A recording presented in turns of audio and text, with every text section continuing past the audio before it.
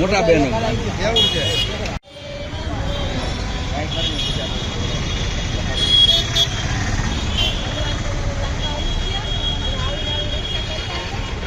આ બાજુ રાખો બેન, હાથ રાખો, હાથ રાખો. આ બાજુ જો.